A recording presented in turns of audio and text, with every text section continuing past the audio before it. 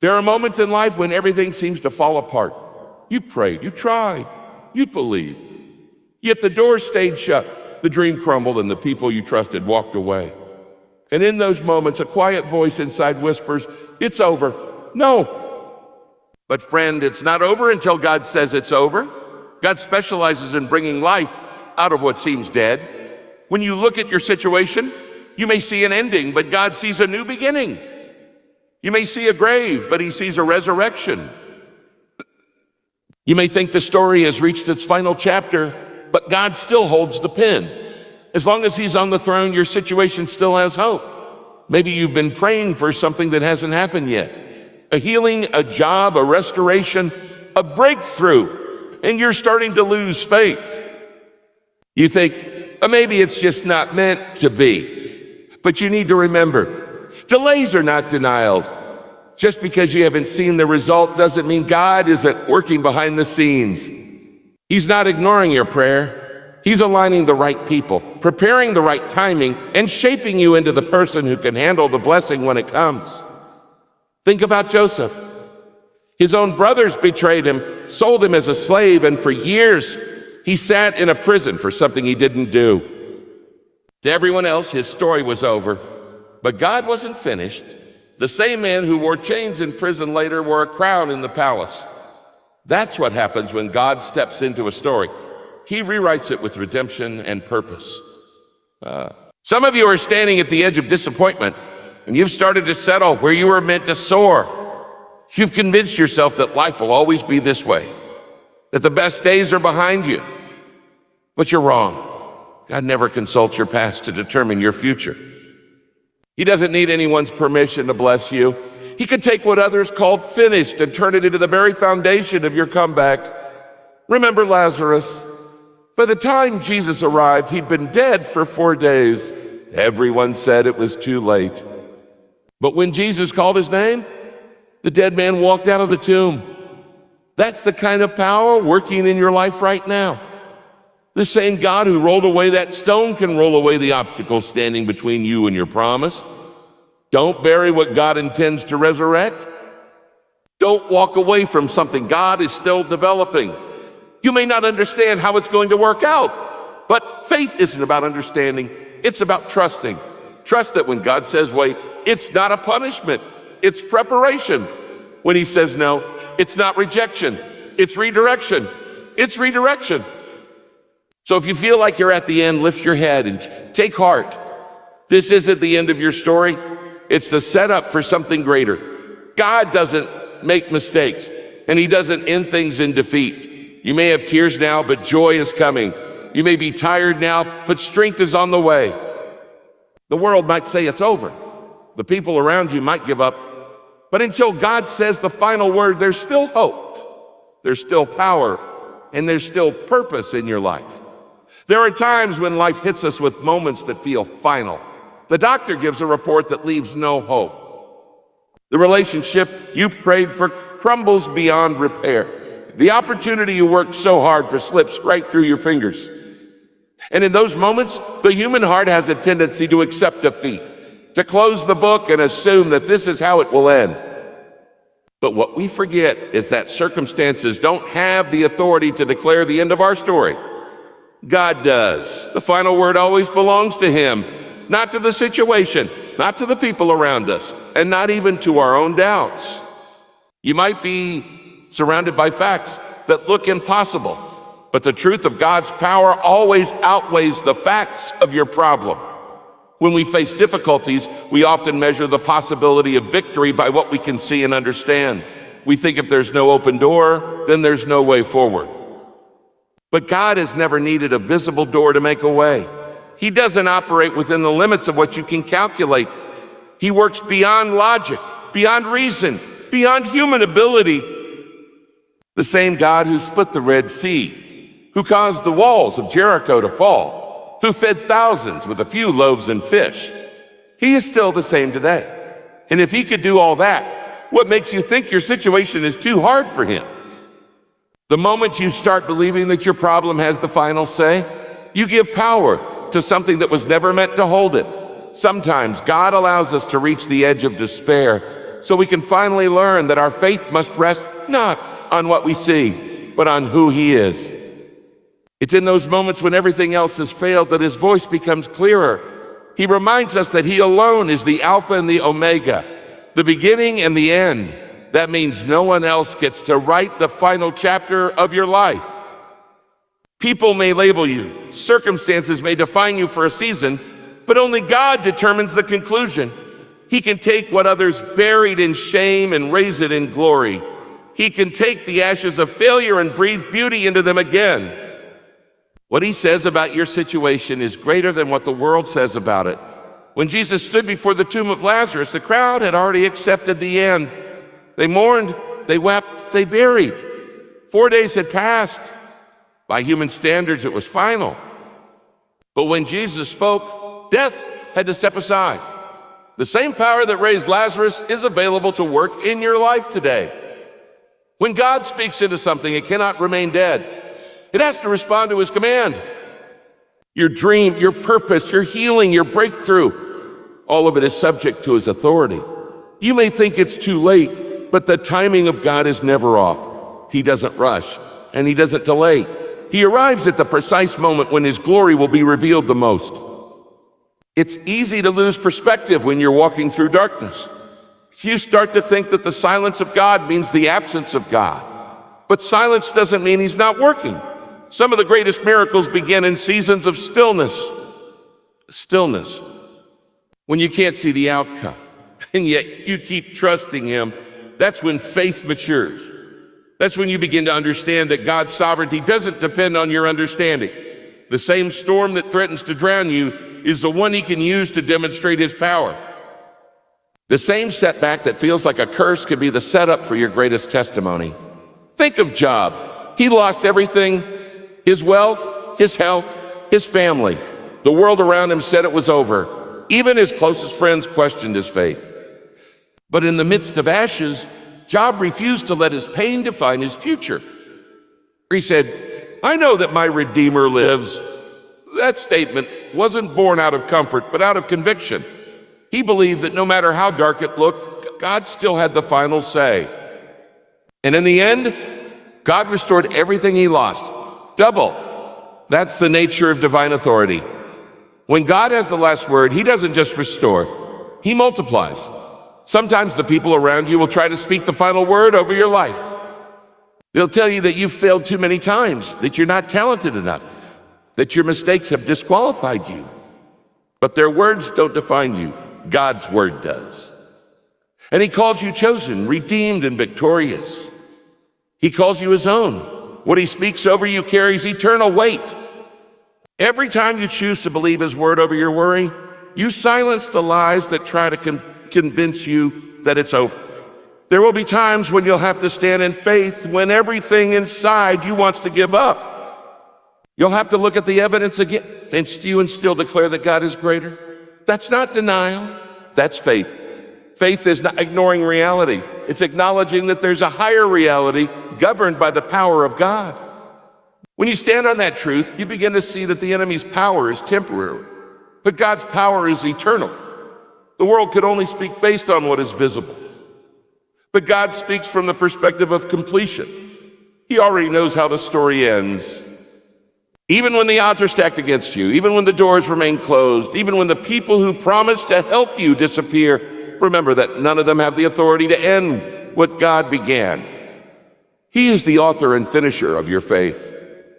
Well, if He started something in your life, He will bring it to completion.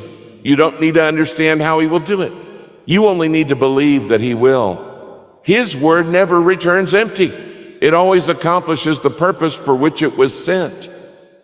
So don't hand the pen of your story to fear, failure, or frustration. Let God hold it, because when He writes in victory. Every season of waiting, every moment of pain, every tear you've shed has purpose under His sovereignty. What others call the end is often the beginning of something greater, something only God could create from the ruins of what was lost. The final word belongs to Him. And when He speaks, everything changes. Oh, there are moments when you pray and wait some more, and it feels like God is silent. You look around and see others moving forward, getting their answers, stepping into new seasons, while you're still standing in the same place, wondering if God has forgotten you. It's in those moments that the enemy whispers that God has denied you. But that's a lie. The truth is, what feels like denial is often divine delay. God isn't ignoring your prayers. He's preparing you for something greater than what you're asking for. He's not punishing you by withholding. He's protecting you by perfecting the timing. Every delay has purpose when it's in the hands of a wise and loving God. Sometimes the hardest thing for the human heart to do is wait. We live in a world that wants everything now. Instant answers, quick results, immediate satisfaction. But faith doesn't operate on the world's timetable. Faith is learning to trust God's pace even when it doesn't match your own. He's never early, never late, always right on time. And yet, in the waiting, we often assume that his silence means rejection. We think that if he hasn't moved yet, he won't. But the truth is, God is always moving, even when we can't see it. The roots of a tree grow deep underground long before a single branch appears above the surface. In the same way, God is establishing foundations in your life that will sustain the blessing he's preparing to release. Think about Moses. He knew from a young age that God had called him to deliver his people. But when he took matters into his own hands, he ended up in the desert for 40 years. To anyone watching, it looked like failure.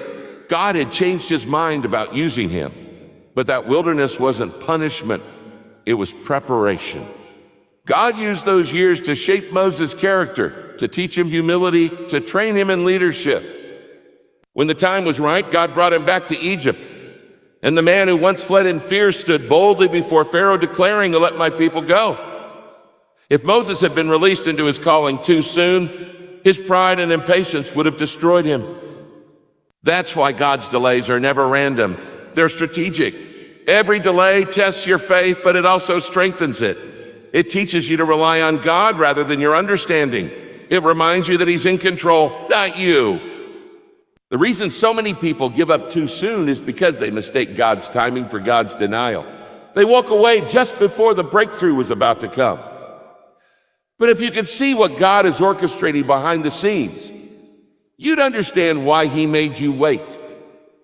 The delay is often the space where character is built, faith is refined, and vision becomes clear. If you rush ahead of God, you might get what you wanted, but you'll miss what you truly needed. David was anointed as king when he was just a teenager, but he didn't sit on the throne until years later. During that gap, he wasn't in a palace. He was in caves, hiding from Saul, running for his life. To the natural eye, it looked unfair. How could a man chosen by God be living as a fugitive? But it was all part of the process. God was shaping David into a man after his own heart. Those lonely nights, those battles in the wilderness, those moments of despair, they were molding him for the throne he was destined to occupy. When the time came, David was not just a king by title, he was a king by character. You see, the waiting room of life can feel suffocating, but it's also sacred. That's where God works in you before he works through you. The delay allows him to remove what doesn't belong, to strengthen what's weak, to prune what's unfruitful. You may not understand it now, but the same God who allowed the delay is the one who promised the deliverance. He never delays out of cruelty, only out of care. He knows the weight of the blessing you're praying for, and he won't give it to you until your shoulders are strong enough to carry it. Sometimes you think you're ready, but God sees what's ahead. He knows that giving you what you want to soon could crush you.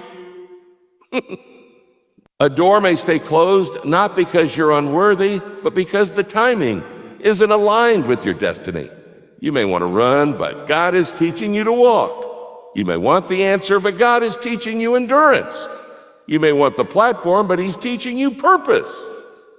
What feels like a no is often a not yet. And if you can trust him in the not yet, you'll be ready for the yes when it comes. Look at Abraham and Sarah. God promised them a child, but years went by without any sign of fulfillment. They grew old waiting, and doubt began to settle in. At one point, they even tried to force the promise into being by their own methods. and it only led to heartache. But when the time finally came, God fulfilled his word exactly as he said. The delay didn't cancel the promise. It prepared them to appreciate it. They learned through the waiting that faith isn't built in the comfort of answered prayers, but in the struggle of unanswered ones. Every delay from God is a reminder that he sees the full picture. You might be focused on one season, but he's orchestrating your entire story. The road may seem long, but every step is leading you closer to the promise. The waiting season is not wasted time, it's working time. God is developing something in you that will sustain you when you arrive at your destination. If he lets you arrive too early, the blessing might destroy you instead of bless you.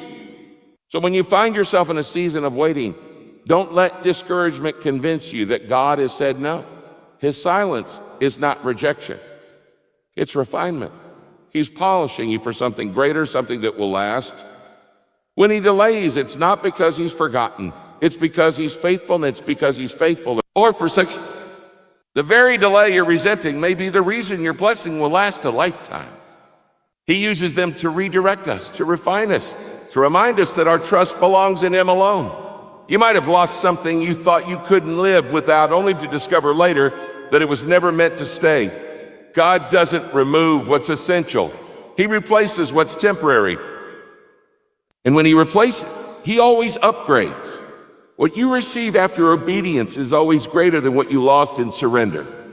Every ending that comes from God carries the fingerprint of promise somewhere within it, even if you can't see it yet.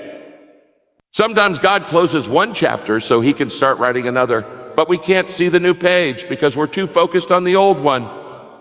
We replay what happened. We question why it ended. We wonder what we did wrong. But if you could see your life from his perspective, you'd realize that he never subtracts without the intention to multiply. You can't see the harvest while you're still grieving the seed.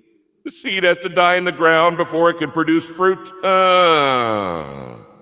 In the same way, the things that have ended in your life might be the very seeds of your next season.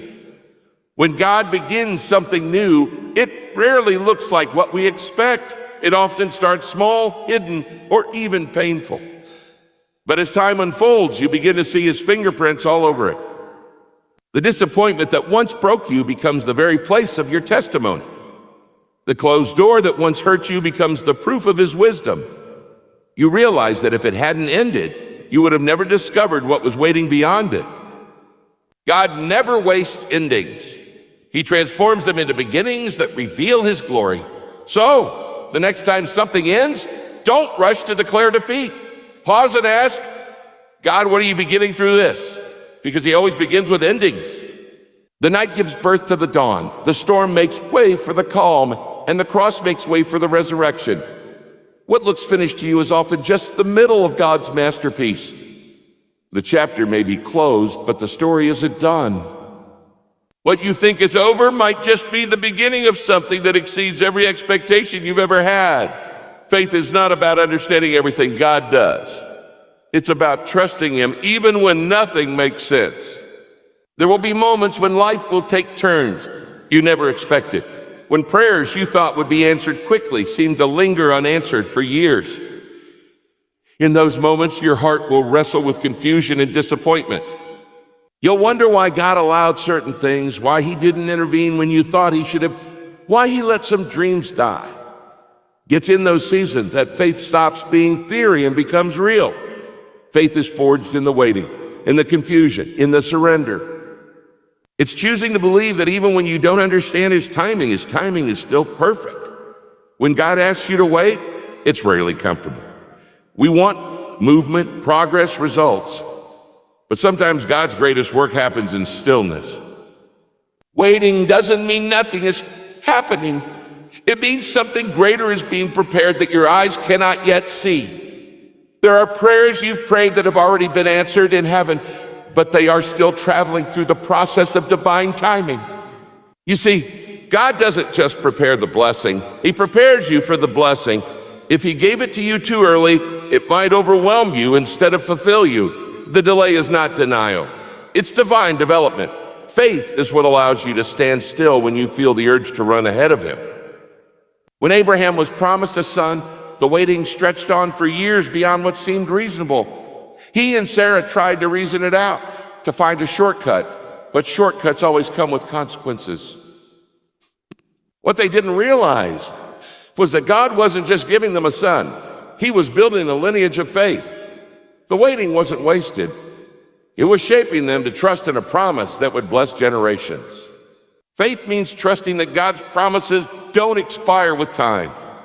The longer you wait, the greater the testimony will be when it happens. Our human minds want clarity. We want to see the blueprint before we take the first step. But faith doesn't operate with blueprints. It moves with trust. God often gives you the promise, but not the plan. He tells you where you're going, but not how you'll get there. That's how he teaches dependence.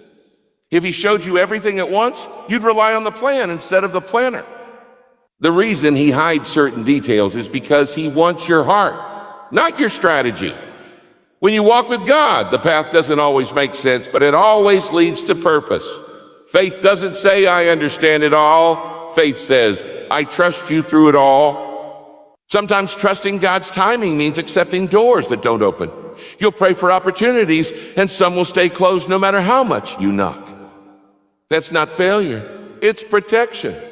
God can see what's behind doors you cannot. He knows which ones would bless you and which ones would break you. When you learn to trust his a no as much as his a yes, you begin to walk in mature faith. You begin to realize that unanswered prayers are often the greatest blessings in disguise. Faith isn't proven when you get everything you want. It's proven when you keep believing even when you don't. Think of Joseph again. From the moment he was thrown into a pit to the day he stood in Pharaoh's palace, years pass. If you only looked at the timeline, you might think God forgot him. You might think God forgot him. But every delay had purpose. The pit positioned him for Potiphar's house. Potiphar's house prepared him for prison. Prison prepared him for the palace. Every step, every pause, every waiting period was part of a divine schedule. If Joseph had been released from prison too early, he would have missed his appointment with destiny. God's timing never fails, but it often tests your patience. The truth is, trust doesn't grow in comfort. It grows in confusion. When you can't trace his hand, you learn to trust his heart. You learn to trust his heart. When you can't see his plan, you learn to stand on his promises. Faith is the anchor that keeps you steady when the storm doesn't pass as quickly as you hoped. It reminds you that God's delays are never random. Every second of waiting is orchestrated to teach you dependence, humility, and resilience. The things you learn while waiting will prepare you to handle what comes after. Even Jesus understood timing. There was a moment when Mary and Martha sent word to him saying their brother Lazarus was sick. Jesus could have gone immediately, but he waited. He delayed on purpose. When he finally arrived, Lazarus was already dead. Everyone around him thought he was late, but he wasn't late. He was right on time for a miracle. His timing wasn't about healing a sick man. It was about raising a dead one. Sometimes God waits because he wants to do something greater than what you asked for. You may be praying for restoration, and God is planning resurrection. That's why faith requires patience, because what God is preparing often exceeds what you're praying for. It's easy to trust when everything is going well, when prayers are answered quickly, when doors open easily, but real faith is built in the seasons of silence. It's built when nothing makes sense, when you're surrounded by uncertainty, when the only thing you have left to hold on to is your belief that God is good. Faith isn't about controlling outcomes. It's about surrendering to divine timing. It's learning to rest in the truth that God's delays are never his absence. He's always working in the unseen, aligning people, places, and moments so that everything will fall perfectly into place. When God says wait, he's not withholding your destiny. He's perfecting it. The waiting room is not a place of punishment. It's a place of preparation. Every tear, every prayer, every season of patience is being woven into something beautiful. And one day when the timing aligns, you'll look back and realize that every moment of waiting had a reason. That the God who seemed silent was actually speaking through the rhythm of time, guiding you toward the fulfillment of a plan that was always greater than your understanding. That you standing. As long as God is on the throne, your story still has hope. No matter how broken, how delayed, how dark, or how uncertain your circumstances may seem, they are never beyond the reach of his power. God's throne represents authority, control, and victory. It's a reminder that nothing in heaven or on earth happens outside of his permission. You may feel like your life is spinning out of control, but it's never out of his hands. The same God who spoke creation into existence, who commands the winds and the waves, who raises the dead and heals the sick, still reigns today. And if he reigns, then hope reigns.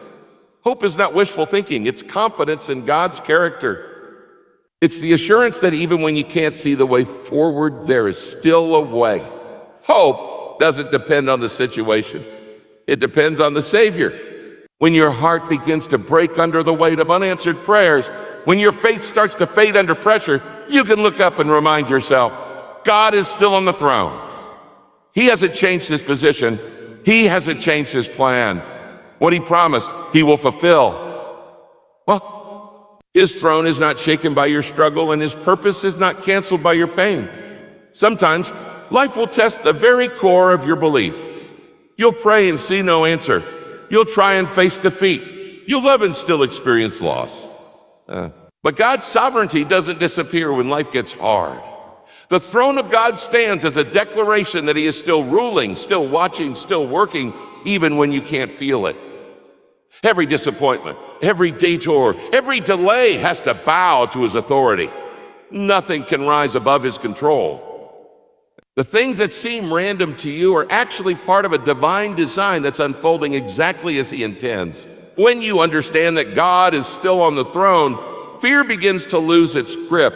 Anxiety starts to quiet down. You realize that your story isn't being written by chaos. It's being written by a creator who never makes mistakes. He knows the end from the beginning, and everything in between is under his direction. You may not understand the chapter you're in, but you can trust the author who holds the pen. He never wastes pain. He never overlooks faithfulness.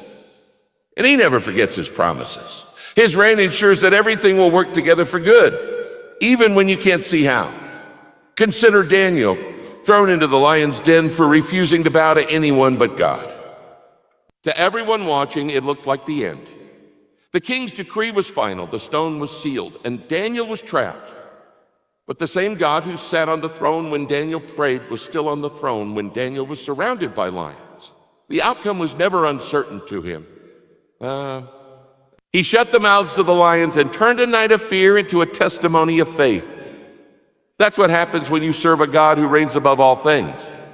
He can turn what was meant to destroy you into what defines you. The throne of God means that no earthly power can overrule his will.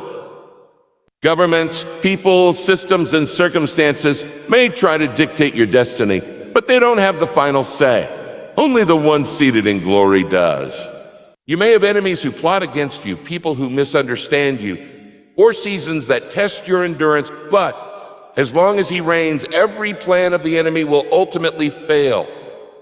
What the devil meant for evil, God will turn for good. Every tear you've cried, every heartbreak you've endured, every season of struggle you've walked through is still under his authority. Even when you fall, his throne represents mercy. Even when you fail, it represents grace. He doesn't sit on that throne to condemn you. He sits there to restore you. His power isn't just about control, it's about compassion. The king who reigns over the universe also listens when you whisper his name in prayer. He's not distant or disconnected. He's near to the brokenhearted and mighty to save. When you bring your pain to the throne of grace, you find strength that lifts you up again. You see, the reason you still have hope is not because life is easy or because everything makes sense. It's because your hope is anchored in something unshakable. The throne of God is unmovable. Kingdoms rise and fall, seasons change, people come and go, but God remains. His throne is not temporary, it's eternal. He's not pacing heaven worried about your future. He's seated calm, in control, and full of purpose. That means you can rest even in uncertainty. because your life is being held together by the one who never loses control. If you've been waiting for a breakthrough, if you've been praying for restoration, if you've been crying out for healing, don't lose hope. The God who reigns still hears, still answers, still moves mountains. He has the power to rewrite your story no matter how far gone it seems. The situation that feels final to you can turn around in an instant when he decides to move. The same God who parted seas, calmed storms, and raised the dead is the same God who's working in your life right now. His power hasn't weakened, and his love hasn't faded. So when you feel like giving up, lift your eyes, look beyond the storm, beyond the pain, beyond the circumstances, and fix your gaze on the throne that never shakes. That's where your hope comes from. That's where your strength is renewed. That's where your story finds meaning again. The throne of God is not a symbol of distance. It's a promise of dominion. It's proof that no matter what happens around you, there's still victory within you because he reigns. And when everything seems uncertain, when you don't know what tomorrow holds, remember this truth. As long as God is on the throne, your story isn't finished.